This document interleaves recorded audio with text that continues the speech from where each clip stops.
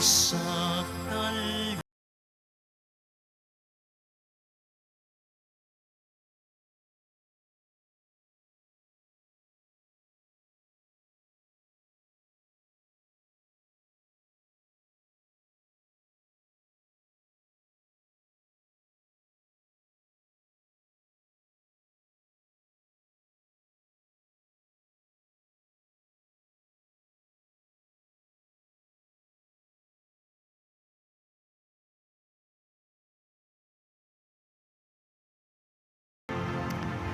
Simulan natin ang ating pagdiriwang sa ngalan ng Ama at ng Anak at ng Espiritu Santo.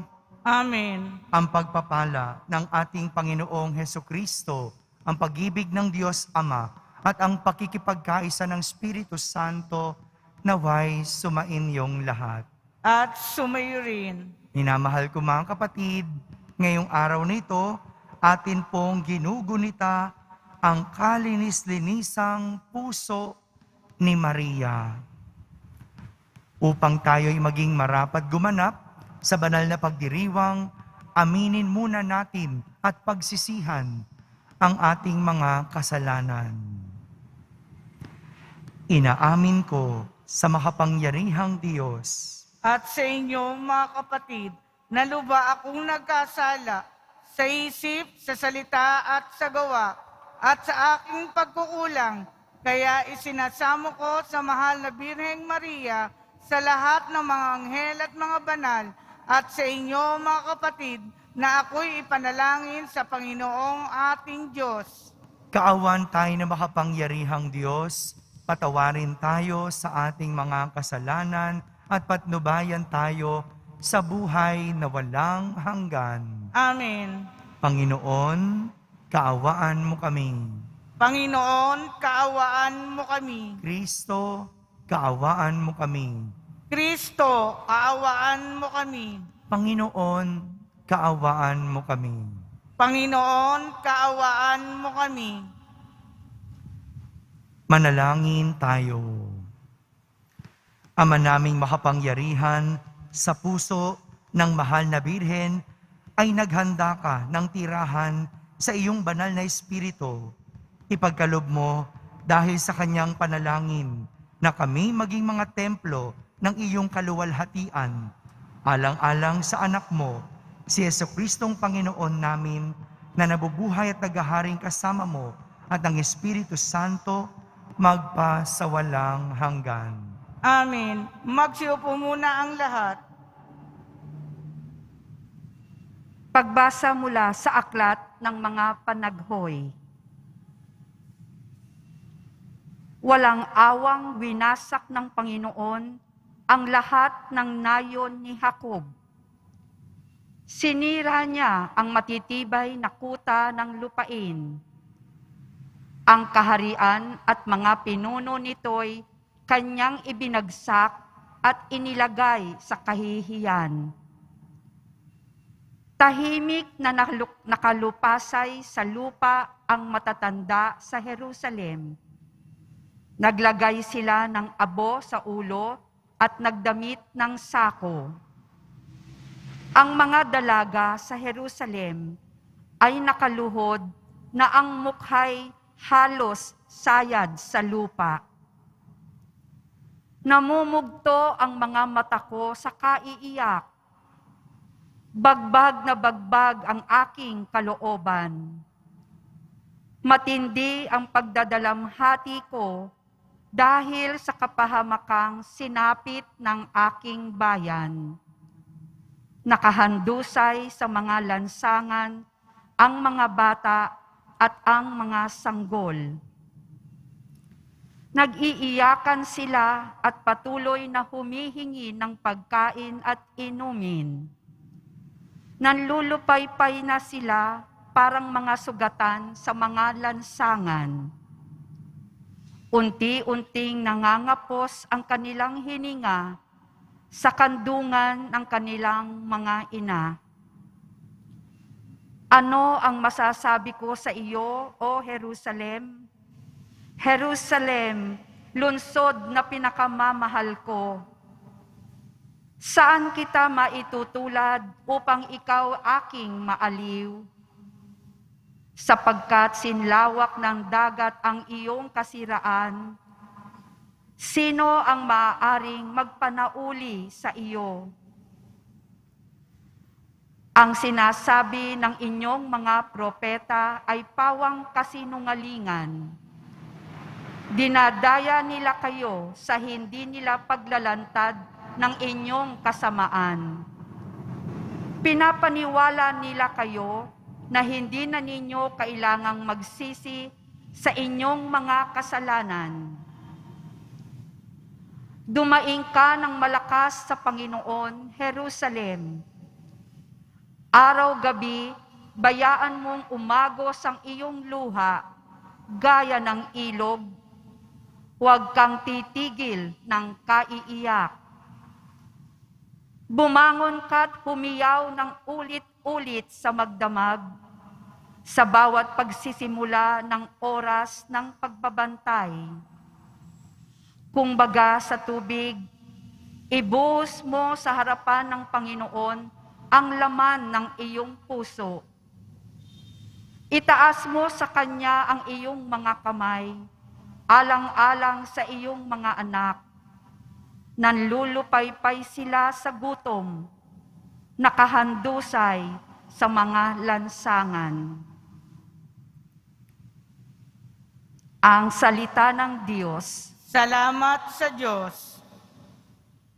Iyong laging gunitain, mga lingkod mong butihin. Iyong laging gunitain, mga lingkod mong butihin. Bakit kami, Panginooy, itinakwil habang buhay? Mainit ang hininga mo sa tupa ng iyong kawan. Iyo sanang gunitain ang tinipon mo noong una. Yaong lahing tinubos mo't initinakda na magmana. Bundok ng Siyong tinirhan mo'y gunitain mo rin sana. Iyong laging gunitain, mga lingkod mong butihin. Lapitan mo yaong labi na winasak ng kaaway. Ang labi ng santuaryo mong sinira ang bawat bagay. Ang loob ng iyong templo'y hindi nila iginalang. Sumisigaw na nagtayo ng kanilang Diyos-Diyosan. Ang lahat na nasa loob na sangkap ng mga kahoy, magmula sa pintuan mo'y sinibak at pinalakol. Iyong laging gunitain, mga lingkod mong butihin. Ang lahat ng inukitang mga kahoy sa paligid, dinurog at pinalakol niyaong mga malulupit. Yaong banal na santuaryo ay kanilang sinigaan. Nilapastangan nila't winasak ang templong banal. Iyong laging gunitain, mga lingkod mong butihin. Magsitayo na po ang lahat.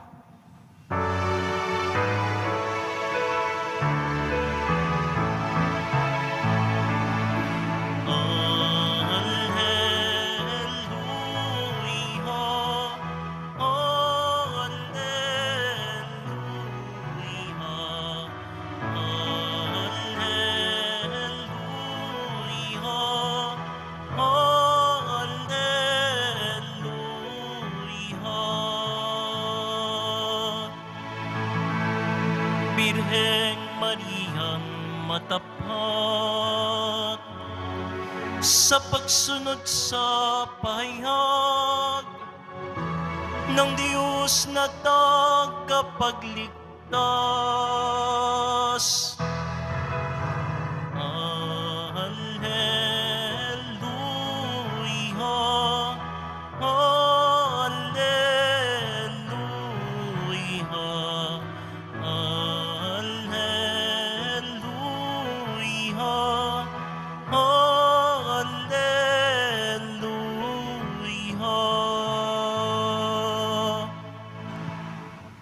Sumainyo ang Panginoon. At sumayo rin Ang mabuting balita ng Panginoon ayon kay San Lucas. Papuri sa iyo, Panginoon.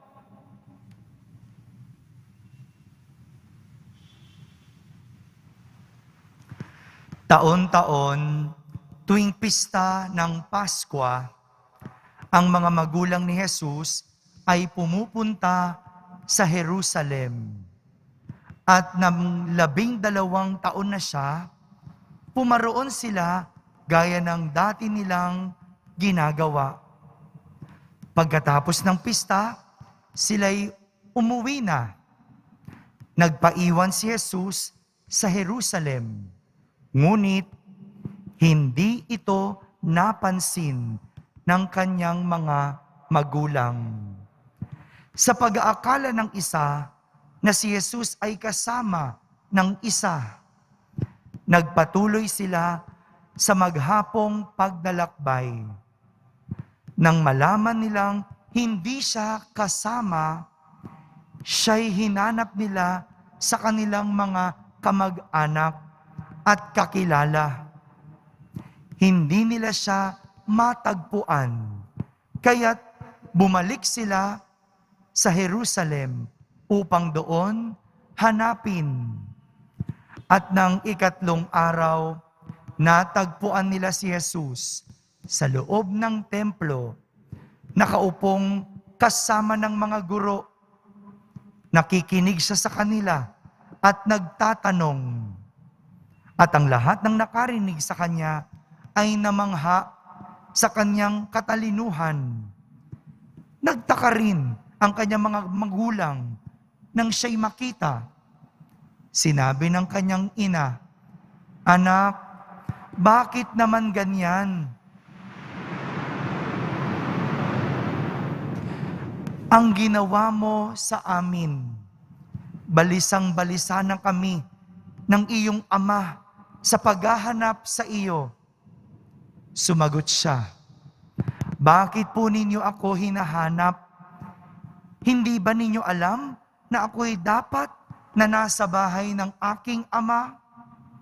Ngunit hindi nila naunawaan ang pananalitang ito.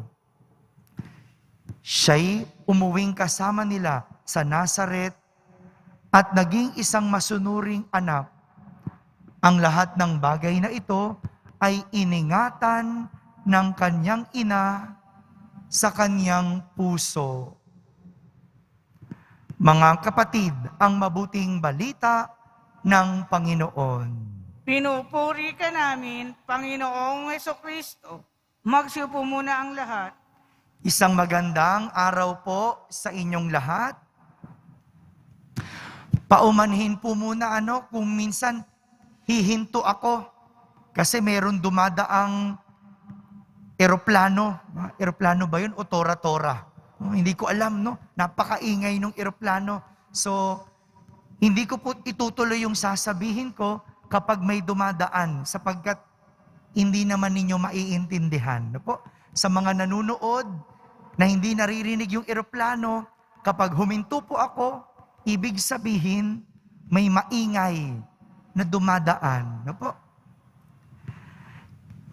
Kahapon po, ipinagdiriwang natin o ipinagdiwang natin ang kapistahan ng kabanal-banalang puso ni Jesus o yung Sacred Heart of Jesus. Samantala ngayong araw na ito, ginugunita naman natin ang kalinis-linisang puso ni Maria o yung Immaculate Heart of Mary. At ang ating ebanghelyo ngayon ay naglalarawan kung ano ba ang ibig sabihin ng malinis na puso. Ano ba ang klaseng puso mayroon ang ating mahal na ina? Sabihin nyo nga po, malinis na puso. 3 ang pagkakalarawan ng ating ebanghelyo. Una, pusong nag-aalala.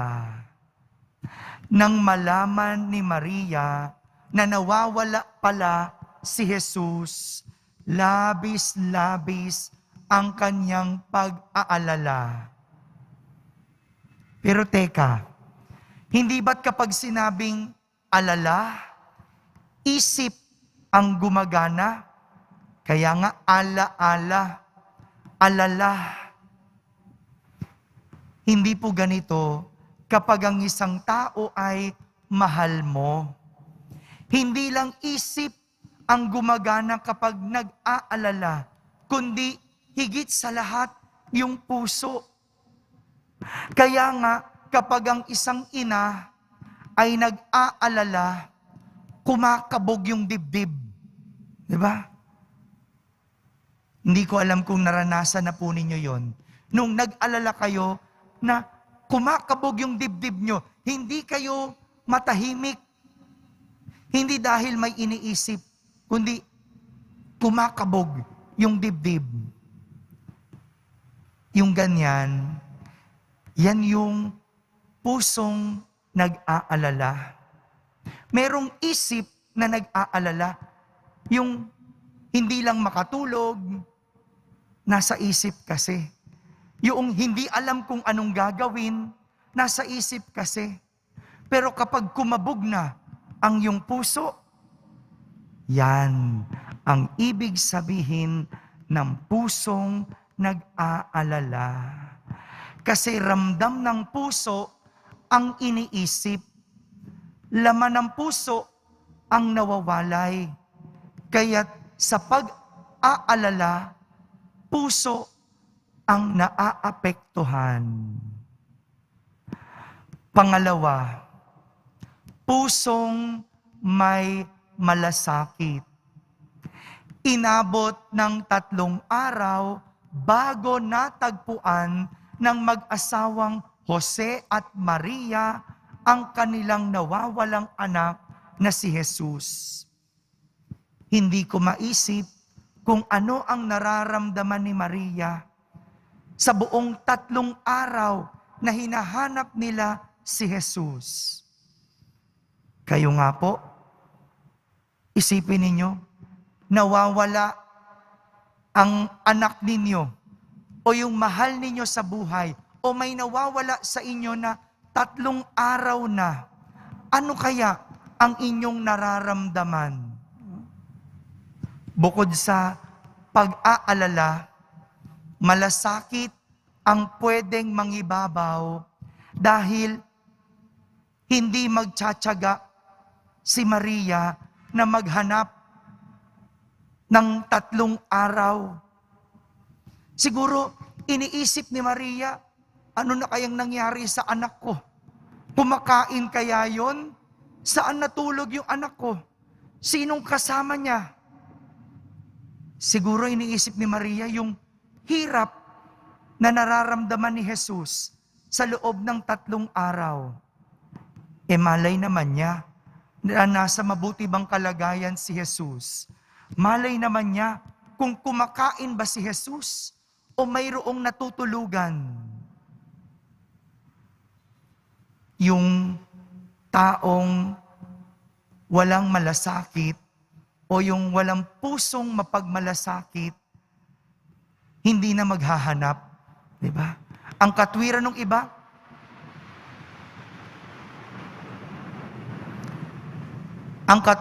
iba, babalik din yan kapag nagutom. Babalik din yan kapag nahirapan. Di ba ganyan? O, yung may mga asawa dito, hinahanap nyo pa ba yung asawa ninyo? May malasakit pa ba? O sinasabi nyo na lang, magpapakita din yan pag gusto niya.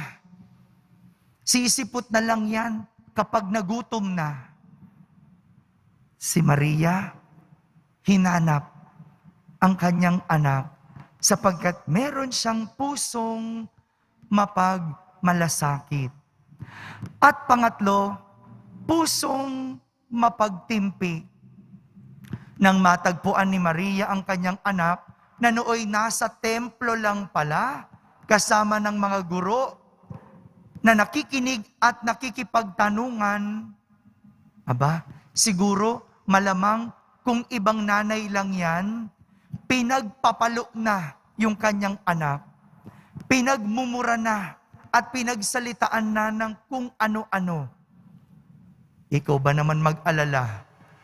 Ikaw ba naman maghanap ng 3 araw? Siguro galit na galit ka na. Pero si Maria, kahit hindi nauunawaan ang katwiran ng kanyang anak, sabi ng kanyang anak, bakit niyo ba ako hinahanap? Hindi ba nararapat lang na ako'y nasa bahay ng aking ama? Kahit hindi niya nauunawaan ang katwiran ni Jesus, lahat ito iningatan ni Maria sa kaniyang puso. Tanging pusong may mapagtimpi lang ang kayang itago ang galit at sakit na nararamdaman. At ito ang klase ng puso ni Maria. Mapagtimpi sa galit kahit na sa sakit. Mga kapatid, ganito ang isang pusong malinis. Marunong mag-alala, may malasakit at mapagtimpi. Sapagkat ang pusong punong-puno o ang pusong may bahid, kahit katiting na galit, kahit katiting na kasamaan, kailanman hindi matututong mag-alala, hindi matututong magmalasakit, at hindi matututong magtimpi. Isipin mo, kung puso mo ay mayroong galit, mag-aalala ka ba? Magtitimpi ka ba? Magmamalasakit ka ba? Ganito ang puso ng ating mahal na ina. Malinis, kaya marunong mag-alala, magmalasakit, at higit sa lahat, magtimpi. Amen.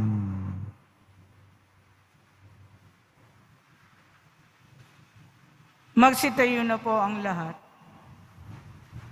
Idalangin natin sa Diyos na mapagmahal nating Ama, na pagsunod natin sa halimbawa ni Maria, sa tuwina ay hanapin at tuparin natin ang kanyang kalooban. Ating sambitin sa bawat panalangin, ilapit mo kami sa iyo, O Ama. Ilapit mo kami sa iyo, O Ama. Ang simbahan, naway maipakita ang kababaang loob ni Maria sa pamamagitan ng kusang loob sa paglilingkod sa Diyos at sa tao. Manalangin tayo. Ilapit mo kami sa iyo, O Ama. Si Kristo, naway makatagpo ng isang bukas na tahanan sa puso ng mga tao, katulad ng natagpuan niyang nakahandang tirahan kay Maria. Manalangin tayo. Ilapit mo kami sa iyo, O Ama. Ang tunay na diwa ng pananalangin, naway tumimo ng malalim sa puso ng mga tao upang marinig nila ang daing ng mga dukha kung paano lumagos ito sa kalinis-linisang puso ni Maria. Manalangin tayo. Ilapit mo kami sa iyo, O Ama. Ang mga may karamdaman sa katawan at pag-iisip, naway makatagpo ng kagalingan at ginhawa sa makapangyarihang pamamagitan ni Maria. Manalangin tayo. Ilapit mo kami sa iyo, O Ama. Ang mga nasa bingit ng kamatayan, naway umasa kay Maria bilang pinanggagalingan ng kanilang lakas at kaginhawaan ng loob, katulad nung siya ay nakatayo sa paanan ng krus ng kanyang anak. Manalangin tayo. Ilapit mo kami sa iyo, O Ama. Sa katahimikan, ating ilapit sa Diyos. Sa tulong ni Maria, ang ating mga pansariling kahilingan.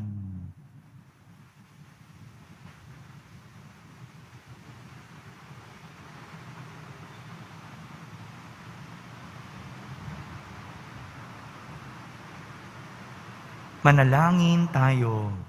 Ilapit mo kami sa iyo, O Ama. Diyos na aming Panginoon at Guro, linisin mo ang aming mga puso upang tanggapin namin si Kristo na iyong anak ayon sa diwa ng pananampalataya at pagsunod ni Maria. Hinihiling namin ito sa pamamagitan ni Kristo na aming Panginoon. Amen. Magsiupo muna ang lahat.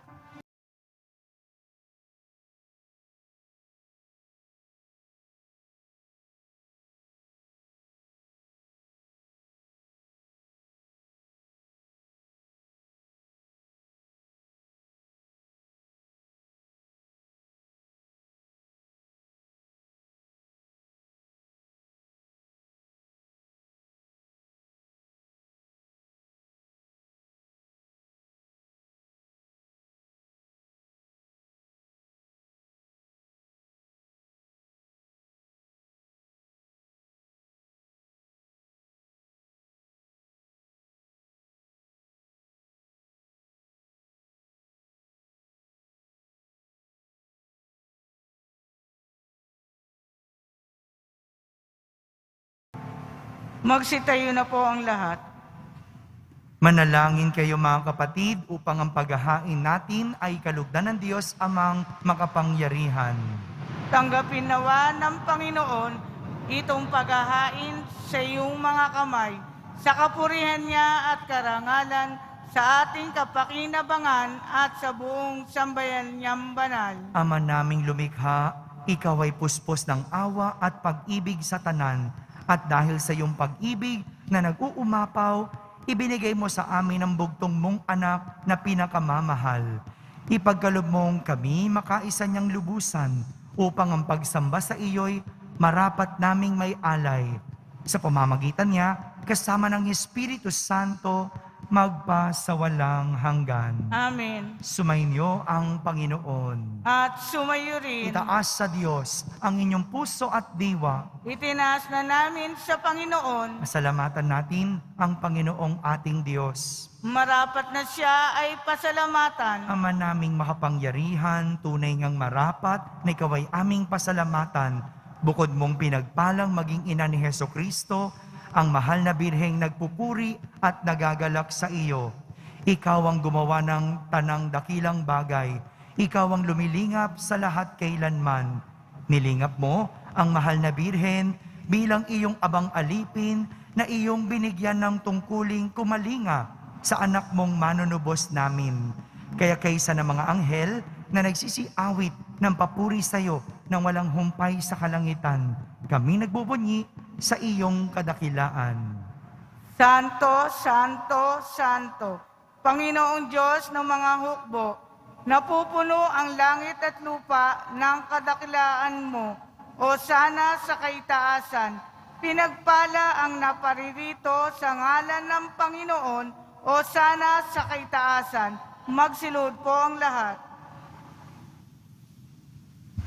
Ama naming banal, ikaw ang bukal ng tanang kabanalan. Kaya't sa pamagitan ng iyong Espiritu ay gawin mong banal ang mga kaloob na ito upang para sa amin ay maging katawan at dugo ng aming Panginoong Hesukristo. Bago niya pinagtiis ang kusang loob na maging handog, hinawakan niyang tinapay, pinasalamatan kanya, pinaghati-hati niya iyon, iniyabot sa kanyang mga lagad at sinabi, "Tanggapin ninyong lahat ito at kanin. Ito ang aking katawan na inihahandog para sa inyo."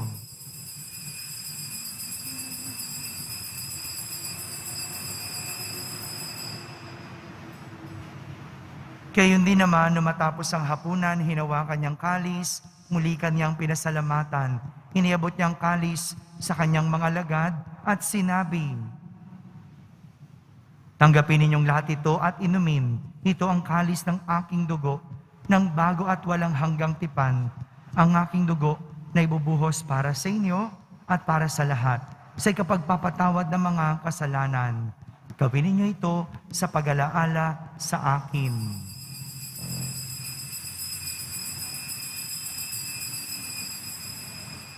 Magsitayo na po ang lahat. Ipagbunyi natin ang misteryo ng pananampalataya. Si Kristo'y namatay, si Kristo'y nabuhay, si Kristo'y babalik sa wakas ng panahon. Ama, ginagawa namin ngayon ang pag-alaala sa pagkamatay at muling pagkabuhay ng iyong anak, kaya't inaalay namin sa iyo ang tinapay na nagbibigay buhay at ang kalis na nagkakaloob ng kaligtasan.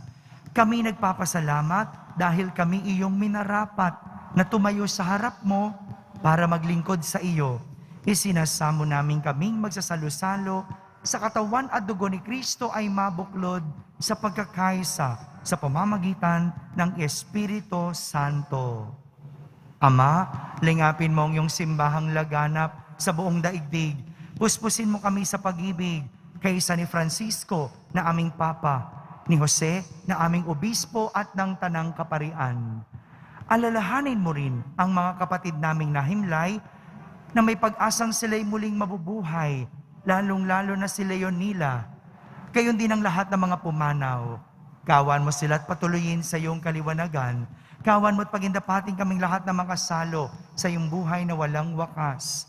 Kaysa na mahal na Birheng Maria na Ina ng Diyos, ng kabiyak ng puso niyang si San Jose, kaysa ng mga apostol at ng lahat ng mga banal na namuhay dito sa daigdig ng kalugod-lugod sa iyo. May pagdiwang nawa namin ang pagpupuri sa kararangal mo sa pamamagitan ng iyong anak na aming Panginoong Hesukristo. Sa pamamagitan ni Kristo, kasama niya at sa Kanya, ang lahat ng parangal at papuri ay sa iyo, Diyos Amang makapangyarihan, kasama ng Espiritu Santo, magpasawalang hanggan. Amen. Sa tagubilin ng mga nakahagaling na utos at turo ni Jesus na Panginoon natin at Diyos, ipahayag natin ng lakas loob. Ama namin, sumasalangit ka. Sambahin ang ngalan mo, mapasa amin ang kaharian mo, sundin ang loob mo dito sa lupa parang nasa langit. Bigyan mo kami ngayon ng aming kakanin sa araw-araw at patawarin mo kami sa aming mga sala para ng pagpapatawad namin sa nagkakasala sa amin. At huwag mo kaming ipahintulot sa tukso at iadya mo kami sa lahat ng masama. Hinihiling namin kami iadya sa lahat ng masama. Pagkalooban ng kapayapaan araw-araw, iligtas sa kasalanan at ilayo sa lahat ng kapahamakan. Samantalang aming pinananabikan ang dakilang araw ng pagpapahayag ng tagapagligtas namin, si Hesukristo. Sapagkat iyo ang kaharian at ang kapangyarihan at ang kapurihan magpakailanman. Amen. Panginoong Hesukristo, sinabi mo sa iyong mga apostol, kapayapaan ang iniiwan ko sa inyo. Ang aking kapayapaan ang ibinibigay ko sa inyo. Tunghayan mo ang aming pananampalataya at huwag ang aming pagkakasala. Pagkalooban mo kami ng kapayapaan at pagkakaisa ayon sa iyong kalooban, kasama ng Espiritu Santo, magpasawalang hanggan. Amen. Ang kapayapaan ng Panginoon ay laging sumainyo. At sumayo rin. Magbigayan kayo ng kapayapaan sa isa't isa. Kapayapaan po para sa lahat. Kordero ng Diyos na nag-aalis ng mga kasalanan ng sanlibutan, maawa ka sa amin. Kordero ng Diyos na nag-aalis ng mga kasalanan ng sanlibutan, maawa ka sa amin. Kordero ng Diyos na nag-aalis ng mga kasalanan ng sanlibutan, ipagkaloob mo sa amin ang kapayapaan. Magsiluhod po.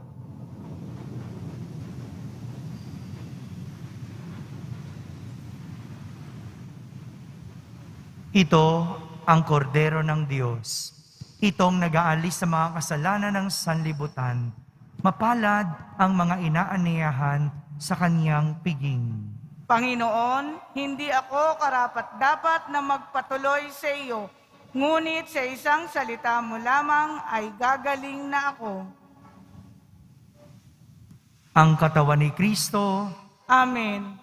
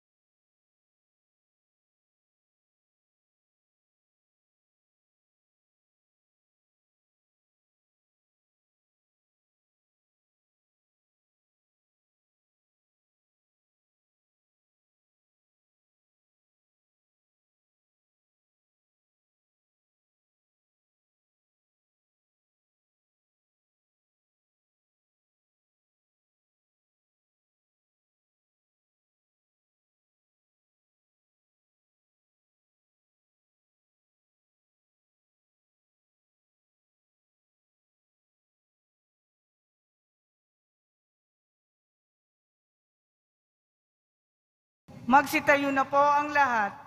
manalangin tayo. Ama naming mapagmahal, kami nagsalo-salo sa iyong piging ng pag-ibig na banal, ay nagmamakaawang iyong pagbigyan upang si Kristo ay makalarawan sa lupang ibabaw at maging marapat na makatambal siya sa kalangitan. Sa pamamagitan niya, kasama ng Espiritu Santo, magpa sa walang hanggan. Amen. Sumainyo ang Panginoon. At sumayo rin. Pagbabasbas ng Poong Yesus Nazareno. Mahal na Poong Yesus Nazareno, inihayag mo sa pamamagitan ng krus ang walang maliw na pag-ibig ng Diyos sa sangkatauhan. Pakinggan mo ang kahilingan ng iyong angkan na nagsusumamo sa iyo. Makamtanawan nila ang inyong katugunan at tanggapin ang kasagutan na may utang na loob na tinatanaw. Basbasan din po ninyo ang lahat na may karamdaman at nahihirapan. Sa pamamagitan ng bendisyon na ito, naway maalala nila ang mga pangako nila noon sa binyag, na ikaw ang kanilang iibigin at paglilingkuran bilang Panginoon, magpa sa walang hanggan. Amen. At pagpalain kayo ng makapangyarihang Diyos, Ama, Anak, at Espiritu Santo. Amen. Tapos na po ang ating pagdiriwang, humaiking taglay ang pag-ibig at kapayapaan ng Poong Jesus Nazareno. Salamat sa Diyos.